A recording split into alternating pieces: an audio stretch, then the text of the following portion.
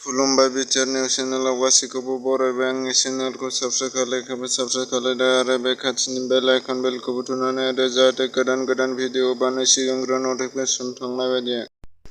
मैदेरनि गाग्लोबनाया आरोबाव सासे सुबुंनि जिउ खहा जाबावबाय। GBSN प्रडाक्शन चेनेलनि बिगोमा सोमदोन बर'नि दैदेननायाव जोखोम सावथुननि शुटिं जागायनायनिफ्राय दासिम सोलिगासिनो दङ। GBSN प्रडाक्शन चेनेलनि बिगोमा सोमदोन बर'नि दैदेननायाव जोखोम सावथुननि शुटिंखौ थांनाय 26 जुलाइ खालि बर' सावथुन मुलुगनि मुंदांखा फेस्ला फावखुंगुर जोबस्रां ब्रह्म बिथाङा बेखेवनानै होदोंमोन। बे साननिफ्रायनो जोखोम सावथुननि शुटिं लाबोनानै दं।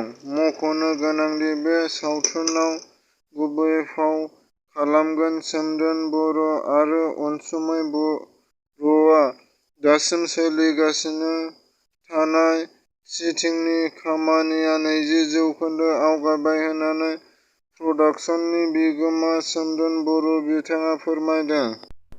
देबोरगाव गोजौ फरायसालिनि फरायसाफोरा मेट्रिकनि फिथाइखौ लानानै खुद्रिखांदों आरो माखासे मेट्रिकनि नाम्बारखौ लानानै फरायसाफोरा गोजोननाय मोनाखै। लोंग्रा दैनि जेंनाखौ फैगौ 2 बोसोरनि गेजेरावनो बोस्रांनो नाजागोन। बे बाथ्राखौ बुंदों BTR नि CM प्रमद बर'आ।